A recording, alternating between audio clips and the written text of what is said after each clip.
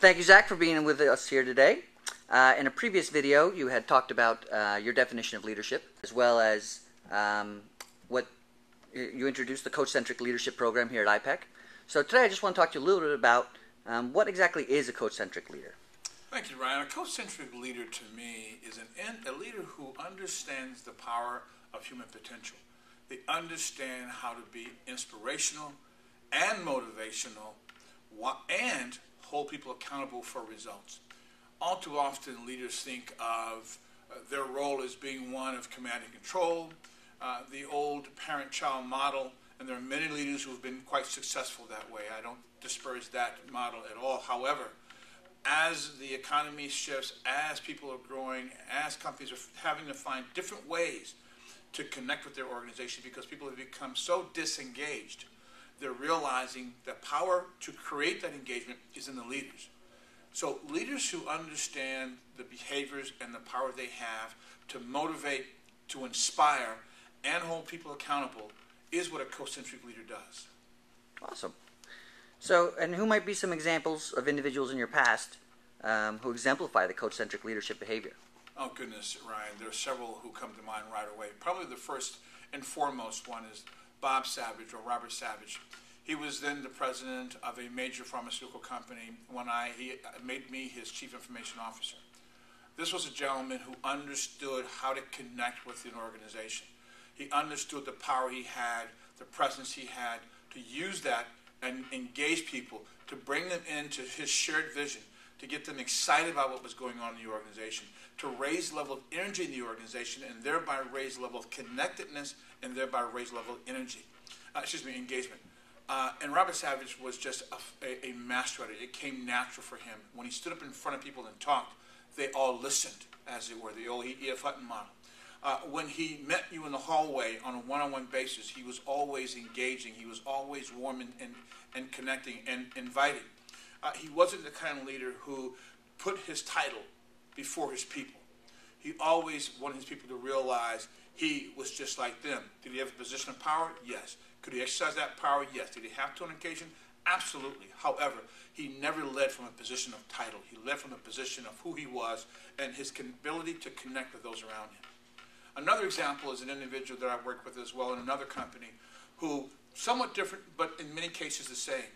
She was just a phenomenal leader and understanding in a very simple way how to connect with those around her, how to make them feel as though they were valued and that they mattered and that they had an importance to accomplishing the goals and objectives of the business. Those are just two examples that I've had in my lifetime who have also shaped my own style of leadership, whom I've learned from and engaged from. Those are two that always will be emblazoned in my mind. Awesome. So what would you say has been the impact on you specifically, and the surroundings while working with these coach-centric leaders? You know, Ryan, I tell you, the lessons I've learned from these great leaders I've taken into several roles that I've had in my career. Probably the last one is the most significant one, where I walked into an organization that had just gone through some devastating challenges. Their energy was extremely low. Their engagement was nil. Probably one of the worst in the company.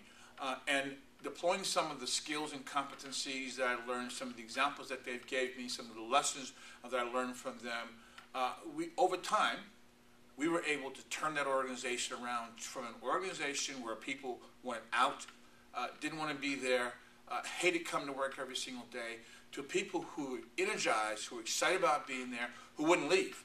As a matter of fact, I've talked often about the concept of thank God it's Monday. And we went from creating an organization was thank God it's Friday, who wanted to leave, to an organization that said thank God it's Monday, we want to be here. And that's from the lessons that I've learned from those types of leaders in my own personal career. Just phenomenal impact on me. Awesome. And you and I have spoken in the past about servant leadership as well. I was wondering if you could tell us a little bit about, what exactly does that mean to you? It's a simple definition, and it's a leader who understands the power of service, who understands that as they serve others, others will then serve them.